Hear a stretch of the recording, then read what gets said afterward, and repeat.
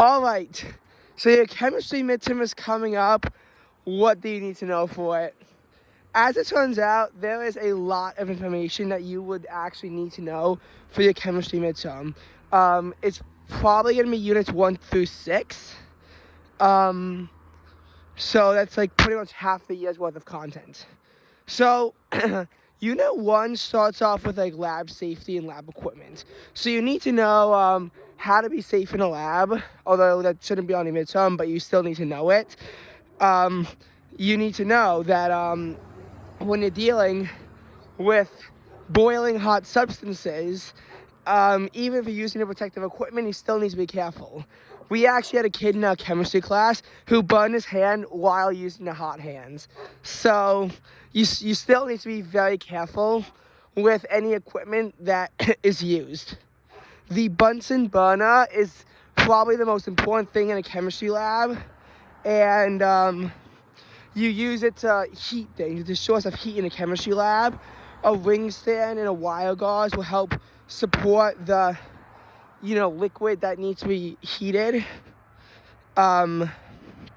So you need to know that kind of stuff. That's probably some of the more important things in a chemistry lab. I don't know if you need to know too much more about that. In case you're wondering why my voice sounds so hoarse, I actually wasn't making videos for a while, although I did get a clip from my month in life video, but I wasn't making videos for a while because my voice, I lost about half of it. But now I've pretty much got like 85% of my voice back, so now I feel up to make a YouTube video again. But that's why I wasn't around for a while. And if I made a video on Friday, it was me uploading the video from Thursday. But yes, my voice is pretty much back, but it's still not perfect yet, and it won't be for a while. So anyway, some very important things I need to know for the chemistry midterm: significant figures. Significant figures are going to need in pretty much every single chemistry calculation. How do they work? Well, a significant digit, like for example, you see that 135 over there, that has 3 significant figures. Any non-zero digit is automatically a significant figure, no matter where it is. See that 20 over there? That only has 1 significant digit.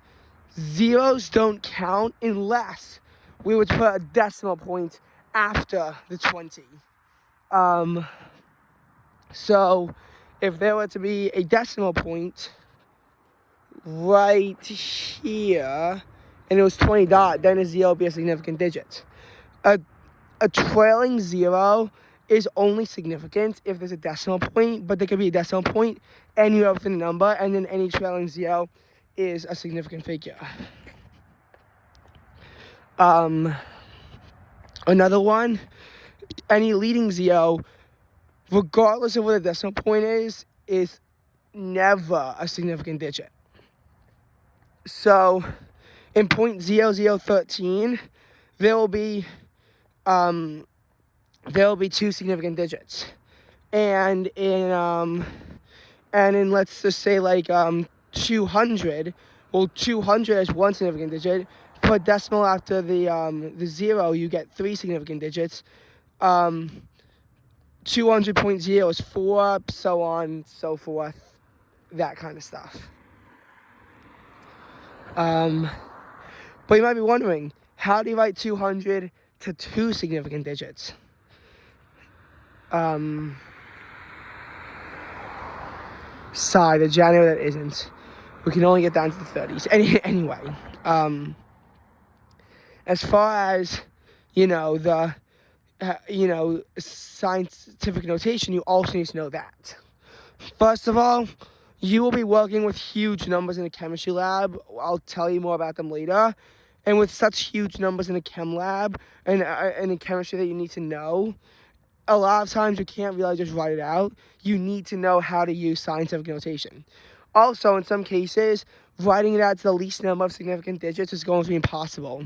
Let's say you always round to the least amount of significant digits. So let's just say that in a chemistry problem, you have... I have to think of good numbers for this. Let's just say that you have...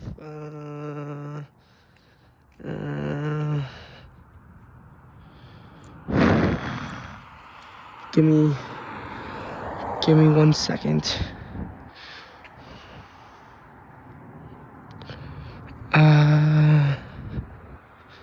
Sorry, I'm taking so long to think. Just think of one number. I actually have to test it out.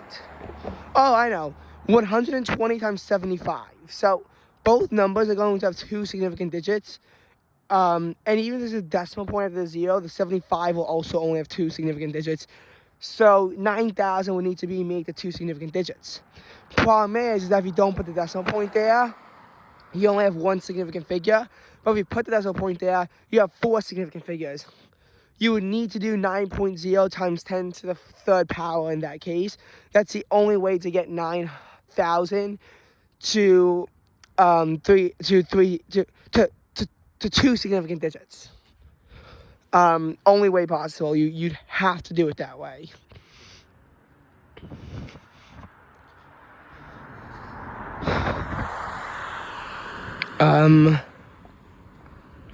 So that's, significant figures are important. Scientific notation is also important. Scientific notation, you're multiplying by a number, but that's has to be greater than or equal to 1, but less than 10, times 10 to whatever power. That's how scientific notation works, and it becomes a lot more important later on.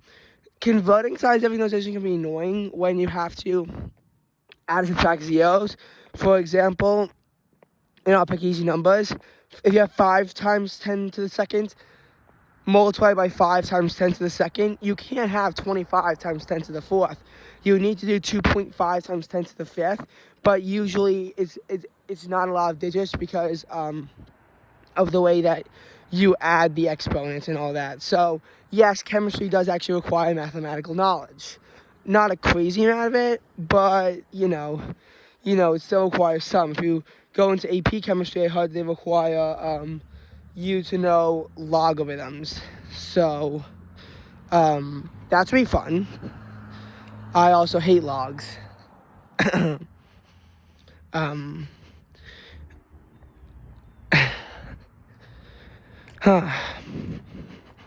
Anyway, so as far as I'm trying to think. So as far as Unit 2 goes, Unit 2 is one of the hardest units of all of chemistry. It's energy. There's a ton of calculations that I have to re-familiarize with myself, matter and energy. So the matter part of it isn't, too bad. You need to know there's 3 states of matter, for example, solid, liquid, and gas. And you need to know that in almost all cases, solid is going to be the densest, then liquid, and then gas. Water is a notable exception where with water, you actually have water is a liquid denser than ice. This is necessary for human survival because if ice were denser, the oceans would just freeze up and it would be impossible for them to melt. Because of the fact that ice forms on top, sea life can just migrate further down to the bottom, and then eventually the ice will be melted. But if ice started in the bottom up, it would only be a matter of time before all of our water would ice up and Earth would become uninhabitable. There's actually several properties of water that we had to get very lucky on in order for human life to be possible.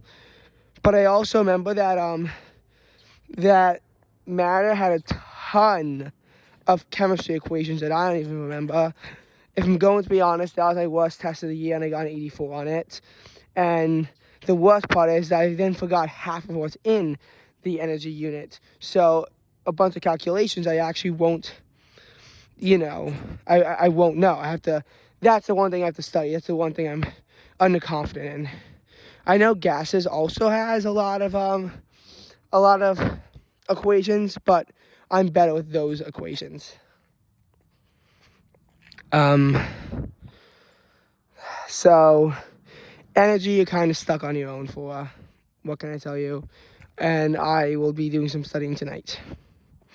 Should be in a month of my life video. Anyway. So gases and that kind of stuff, because this is mostly on gases, so you need to know what pressure is. STP you need to know. So STP 273 Kelvin or 0 degrees Celsius at 1 atmosphere, 101.3 kPa. That's on your Chem reference table. But what isn't on your Chem reference table is the fact that there's also 760 torrs of energy. And in some cases, you need to know that. Then you start to get into P1 V1 over T1 equals P2 V2 over T2. This is the combined gas law. There's actually 3 separate gas laws, but you need to know them on your tests, but you really don't need to know them combined because the combined gas law is on your reference table. If you only need to change 2 of them, you can just set one of your values to a constant. Just set it to 1. Don't make your life miserable by setting it to 3,753. Just set it to 1. And then you won't even have to worry about multiplying it in. And then at that point, it will work cleanly. So you need to know that. You need to know that law. Pressure and volume are inversely related, but they are both directly proportional to temperature. And temperature must be in kelvins. While the other stuff doesn't have to be in assigned units, they must be consistent. So if you do atmospheres, you have to do atmospheres for the other. Torrs, kilopascals. And then for volume, again, consistent units required. But once we get into the ideal gas law, PV equals NOT. So no gases are ideal. Obviously, noble gases are the most ideal, and of them, because helium is the smallest, helium is the most ideal gas. There's 5 properties of ideal gases. They're supposed to have like no forces of attraction for each other. That's pretty much the big theme of them. I don't think you have to know the specific properties, but I could, check that out. I remember I got a 90 on the gases test. Everyone else suffered on it. Although the ideal gases was actually on a quiz that my 95, which included a bonus, was actually pretty much at the class average. So for ideal gases, again, PV equals NRT is a big one. So you have P for pressure, V for volume equals NRT. So T is temperature. N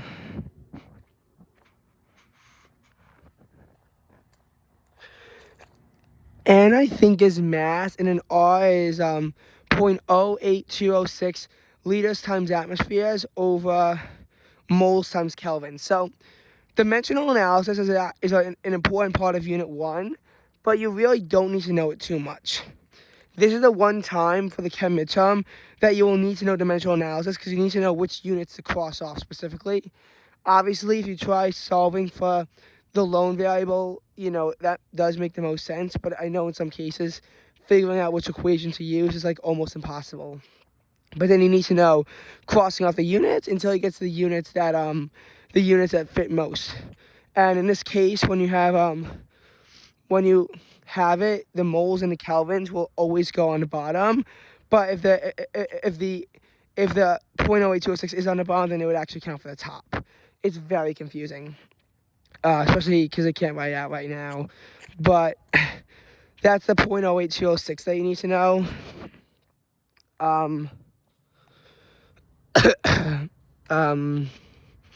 And again, you do have to have liters, atmosphere as a moles. You need to have those units. 1 mole is 6.02 times 10 to the 23rd molecules. It's also 22.4 liters. And when you kind of begin to solve the equation with certain constants, you will get to why they got 0.0806. But depending on what you use, like if you switch it to torrs, then the number becomes, if you switch the atmosphere to torrs, your number becomes 62.36. So it's not consistent by any means. It's just kind of the way that it was set up to be.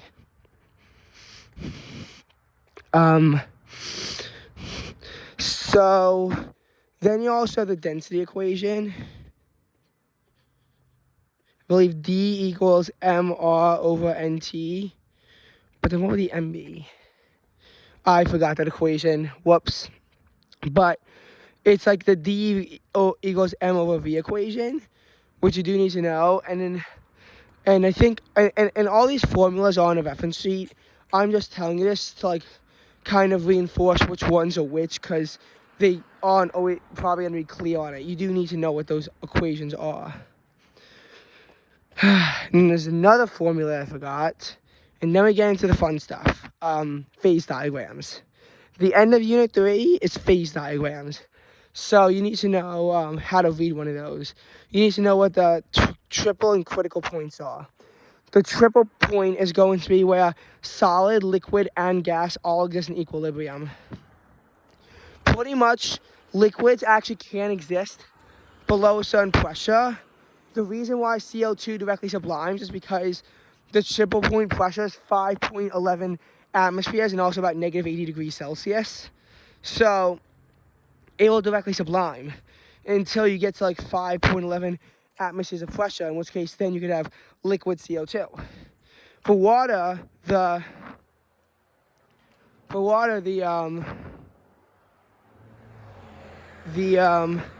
triple point is 0.0603 atmospheres and 0.01 degrees Celsius. Yes, water, yes, the liquid solid border actually does go farther in. Triple point is when you get to the point where for water it's about, it's I believe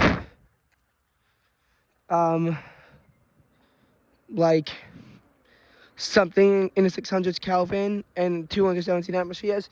That's the point where it's water begins to lose the phases of water, and then you begin to have this supercritical fluid. It's like half liquid, half gas. That's what happens at the critical point.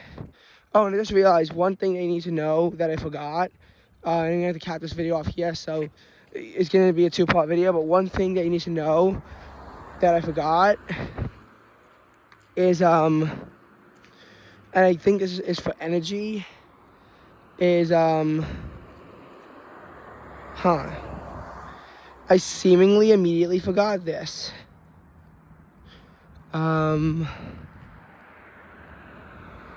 Did I hilariously yet again think of something important and then forget it like immediately? Because that would be hilarious if I did, and I think that that's what happened again. I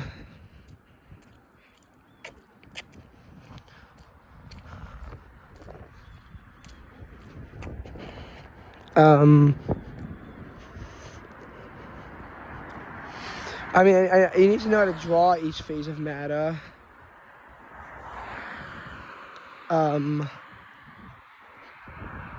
Yeah, I think I actually forgot.